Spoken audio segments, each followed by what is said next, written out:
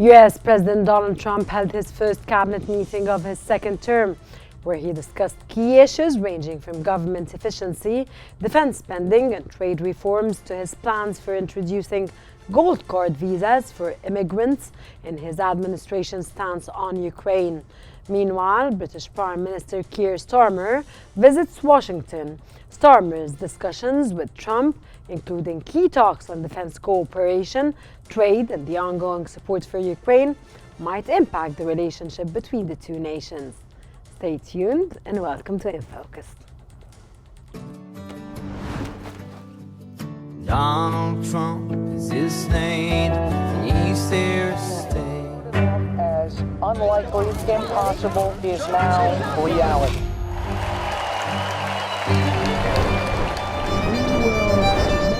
America powerful. We will win, win, win.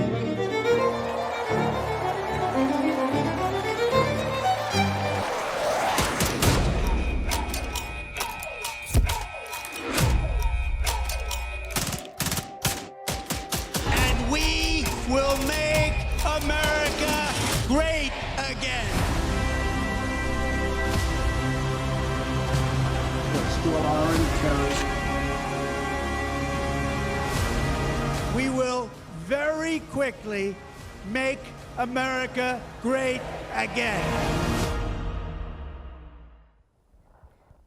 Hours before US President Donald Trump convened his first cabinet meeting, he used his social media platform to declare that the group was extremely happy with Elon, as reported by the New York Times. In fact, Musk has not received unanimous support from all cabinet secretaries, especially when he attempted to instruct their employees to account for their time via email or face resignation. By the conclusion of the discussion, the message to the cabinet secretaries was clear.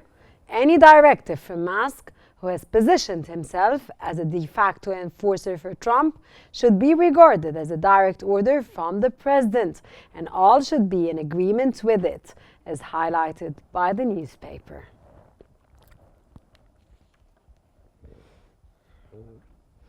And for more analysis, we are now joined from Washington by Justin Thomas Russell, Executive Director of the Global Foreign Policy Center of Washington. A very warm welcome, sir, to our program. And I'd like to start off with asking you, during Trump's first cabinet meeting of his second term, he highlighted the efforts of the Department of Government Efficiency, led by Elon Musk, to reduce government spending and the federal workforce. How do you think these initiatives will affect the long-term structure of the United States government, sir? Well, first of all, thank you for having me, as always. It's always my pleasure, sir, to have you. Thank you. The long-term effect on this is, I think that they are, in theory, cutting off their nose to spite their face. I don't think that there's been a lot of thought into this. These are people that do not have a lot of operational working insight into the true day-to-day operations of government. I know Donald Trump thinks that he can run the U.S. government like a business, and that is exactly counterproductive to how the government is designed to work.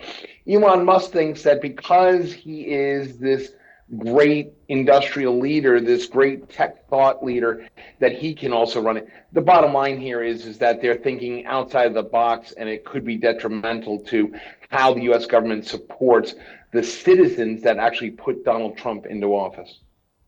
Sir, Trump praised both Secretary of State Marco Rubio and Elon Musk during this specific meeting, which took place yesterday. And he also emphasized their roles in driving government efficiency. With Elon Musk attending Trump's first cabinet meeting, despite not holding any office, how do you think his influence could shape Trump's future policies, which of course we all don't understand, and we need to understand from you, sir? If I understood these policies, I am going to tell you I would be very, very powerful myself. nobody really understands these policies and what they're truly trying to achieve. There's a lot of concern that a lot of Republicans, Democrats definitely are talking about this, but Republicans are not talking about openly, is the idea that, at what point does But this sir, become... sorry to interrupt you, but there's no doubt here that the Republicans are also against what's happening. They are. The difference is that they're talking in low breath. They're not speaking outwardly about some of these issues. For example, when you start talking about cutting government spending in foreign aid, that includes agricultural subsidies that support grain going overseas for humanitarian efforts. There's tens of billions of dollars in agricultural funds that would not be spread over American farmers in the Midwest that could affect their bottom line, and that could directly affect some of the bloc that put Donald Trump into office. The other concern is this conflict of interest theory that Elon Musk has. Elon Musk has hundreds and hundreds of millions, if not almost billions of dollars of government contracts between SpaceX, between Tesla, between even now his new XAI is starting to get it. There's now word today, according to several media outlets, that the FAA is talking about canceling a large-scale ongoing contract worth $2.5 billion with Verizon, a large U.S. telecom company here, and giving that to Starlink. That would be a huge conflict of interest. And I think that a lot of Republicans are getting tired of Elon Musk putting into procedure and putting into policy. Only Republicans, sir? No, Democrats are definitely talking about it, but again, we have to look at the fact that, and I highlight the Republicans that are getting irritated. Only the citizens of the United States, sir? Well, the citizens of the United States, I think, are still drinking from a fire hose as far as trying to figure out what this is. When people inside Washington don't even know what this is or what this looks like, the general electorate is going to have a problem taking in all the nuances. This is a very, very delicate and a very difficult situation for the American governance under the Constitution. When Elon Musk is sitting at the table or even standing up in the cabinet room during a presidential cabinet meeting and speaking as if he is the president, that causes a lot of disdain. I mean, the Democrats obviously are losing their mind. Republicans, though, are starting to get a little bit tired of this. What everybody's starting to kind of question right now is, when does this relationship between Musk and Trump going to sour? When is it going to sour? And what is the aftermath of a Trump-Musk disillusion of the friendship happening? Sir, the administration has proposed a gold card visa program aimed at attracting wealthy foreign investors to the United States, among which he invited Russian tycoons, of course. I'm sure that you know this. What are the expected economic benefits of this program, and how do you see it impacting U.S. immigration policies, sir? Again, as is with most instances in the Trump 2.0 era, nobody really knows what the outcome is going to look like or be. My guess is that with a gold card visa program, Donald Trump, in his American first mindset, says, okay, we're going to bring some of the richest people from around the world, have them, get visa through this gold card program, and have them invest their money in creating manufacturing, technology, thought leadership, jobs. It's basically bringing the richest people from around the world and bringing them here. That's, I think, sir, I'm sorry to interrupt you at this point, but I always remember a quote that you told me in one of our interviews together at the beginning of U.S. President Donald Trump as the President of the United States, when you told me that Trump, if you want to take breakfast with, then you have to negotiate. But today, as we talk, do you read it? And is it your narrative the same, sir? No, look, Donald Trump thinks he's the ultimate negotiator. He thinks he's the world's biggest negotiator. At The this reality point, is, he negotiates, sir. He's not. Do you think he's negotiating anything at this point? do I think he's negotiating? I think he's trying, but I think, uh, I think that his negotiation skills are being trumped by the geopolitical process. Let's be clear. This is not Changing, sir, negotiating. changing the geopolitical dynamics of the global? Of the Well, globe, I sir? don't think he's. I don't think he's negotiating that. I don't think. If you look at what's happened in Gaza, the Gaza question, for example, him negotiating really didn't help. He didn't negotiate anything. He threw the idea of Gaza and repatriating Palestinians to Jordan and Egypt without talking to Jordan or Egypt, and they pushed back. When you look at what's happening in Ukraine, he brought Russia to the table because he's got a great relationship with Russia, and he feels that whatever he brings to the table, they'll adopt because more than likely it will be pro-Russian. But we didn't bring the Ukrainians to the table, and you can't have a negotiated peace. We still where have, only- sir, Mexico, and we still have Panama, and we still have Greenland, and we still have the European Union now. We have a lot on the table with Trump yet to come. You have to understand something. We could literally spend an hour just dissecting. More all than the an hour, nuances. sir. We can spend 30 days. Absolutely, Sir, there has absolutely. I don't- been growing discussion about the possibility of Trump running for a third term, with supporters advocating for a constitutional amendment. How do you view these discussions, sir? And what are the legal and political hurdles such an initiative would face if pursued, sir? Well, I don't think there's any reality to that. I mean, this is a lot, as we see a lot in today's Washington political scene. There's a lot of hot air. I think this is a hot air item. I don't believe that there's going to be any type of third term for Donald Trump. Number one, because I don't think a Supreme Court's going to allow it. He can sign every executive order he wants. It will be contested. This is definitely unconstitutional. This is similar to ending birthright citizenship here in the United States. That got shot down immediately by the Supreme Court. Do you see, sir, same- that he did everything that's constitutional from your own perspective? Oh, no. I mean, if you're asking my opinion on everything that he's doing is constitutional, I am not a lawyer. I am not a judge. It's hard for me to say. I am definitely not a member of the Supreme Court. But, in my opinion, yeah, there's a lot of things that are happening today through executive orders that could be marginally interpreted as unconstitutional. But that's up to the judicial So system. I here in nailed the it, United- sir. I'm sorry? I nailed it, sir. Of course, sir, I need another interview with you after 100 days of U.S. President Donald Trump as the President of the United States. Then we are going to be assessing a lot of what Trump has been doing, and we're going to see the positives and the negatives, of course, and discuss together. Because always, it's a pleasure to have you with us in our program, Justin Thomas Russell, Executive Director of the Global Foreign Policy Center of Washington. And thank you very much for your valuable, informative knowledge. Thank you very much for your insights. And dear viewers, now let's move on to Keir Starmer's visit to Washington and expectations of his meeting with Donald Trump.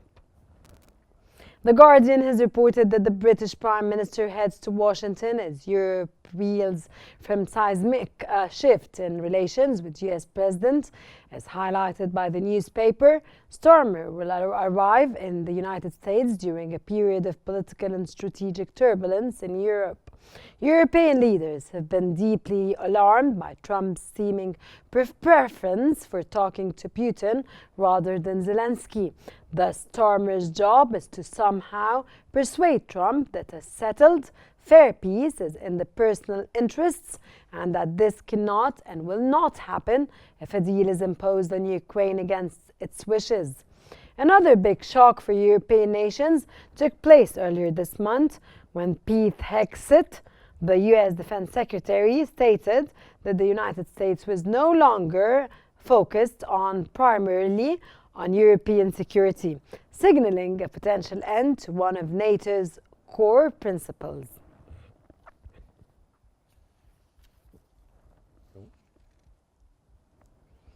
And for more analysis, we're joined from Brussels by Nicholas Williams, former NATO official. A very warm welcome to our program, sir, and it's a pleasure to have you with us today. Mr. Williams, Prime Minister Keir Starmer is meeting President Donald Trump at a critical time. What are the key issues Starmer needs to address with Trump during his meeting, sir? Yes, as you say, it is a critical period.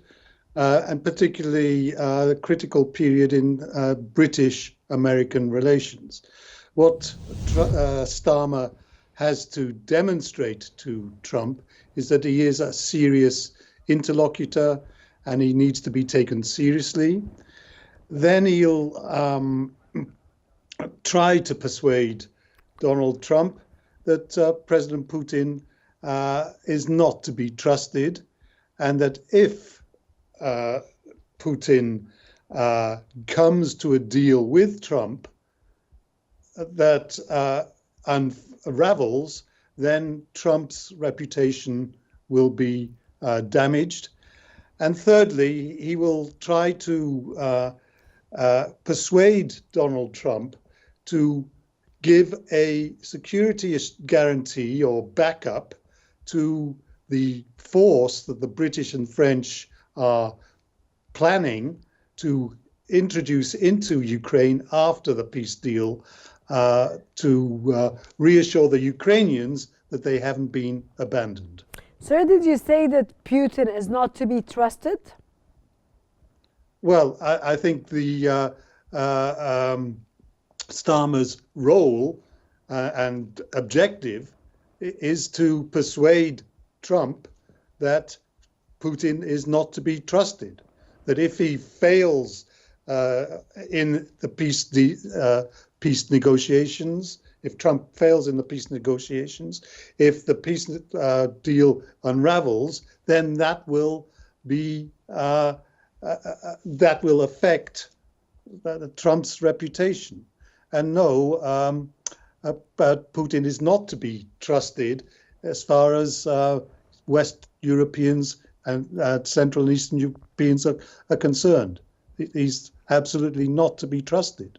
Sir, negotiations are between Donald Trump and Vladimir Putin, and Zelensky does not exist in these negotiations. How do you read this in your take, sir?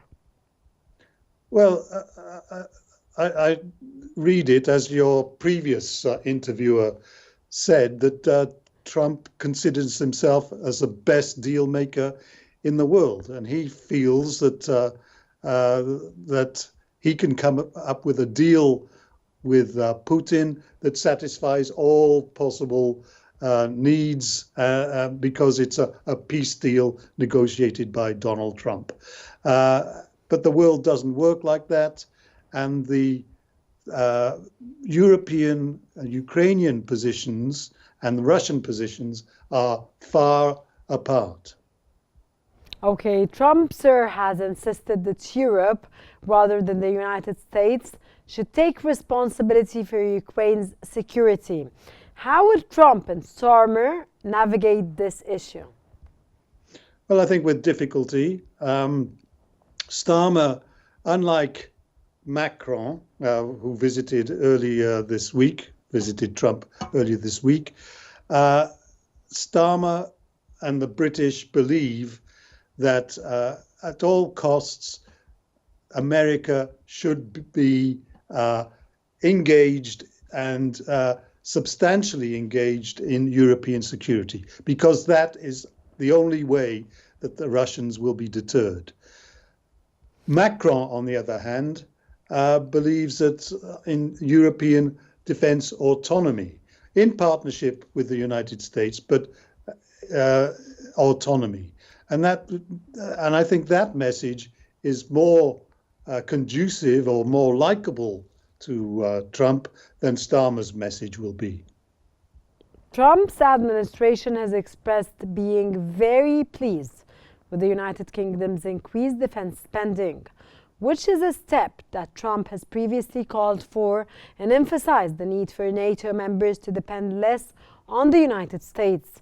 How do you think this will affect the dynamic between the United States and the United Kingdom, and what could this mean for future defense cooperation between the two nations, sir? Well, as I said at the beginning, Starmer had to reinforce his credentials, has to demonstrate that he's a serious player, and that increase in defense expenditure, or planned increase in defense expenditure, it goes towards demonstrating that Starmer is a serious player. But, sir, he is a serious player, but what Starmer did about this expenses and the military expenses has never been done in the United Kingdom since World War II. How do you, what's your narrative on this, sir, and what are the implications on the United Kingdom? Well, I think it'll be tough economically, because the United Kingdom is in a huge economic crisis because it's so much in debt. So it'll have to cut expenditure, and it's already cutting expenditure on overseas aid in order to meet this defense commitment. Mr. Williams, given the current situation, where Trump is downplaying the United States involving in securing Ukraine's future, which of course the United States was the biggest ally of Ukraine, how can Britain, led by Starmer, effectively negotiate with the United States to ensure lasting peace between Russia and Ukraine, sir? I don't think that the United Kingdom or Starmer can negotiate the gap which exists between Russian positions, which is they have to have it all, including territory, including neutrality, including a new government for Ukraine, and the British European positions, which is to say, be careful. We can't abandon Ukraine at this moment. It's certainly not to the clutches of Putin. Given Trump's transitional approach to international relations, sir, or transactional, to international relations, what strategies should Starmer use to ensure the United Kingdom and Europe are sidelined in favor of deals that benefit the United States economy, sir? Well, I think the UK is in a difficult position. Starmer only wants the UK, sir, or the entire European Union and the United Kingdom? Well, the UK, because it's outside of the European Union. I asked separately, sir. Yeah, it faces a difficult choice, because if it wants to ameliorate the economic effect of tariffs, then they will separate from the European Union. They will distinguish themselves from the European Union, and that will play into Trump's hands, because he's wanting to separate the UK from the EU totally and absolutely. That was Nicholas Williams, former NATO official. Thank you very much, sir, for your insights and your valuable, informative knowledge. Thank you very much for joining us in today's episode. That brings us to the end of today's episode of In Focus. Thank you very much for watching, and stay tuned for more updates on Qnews, and don't go away.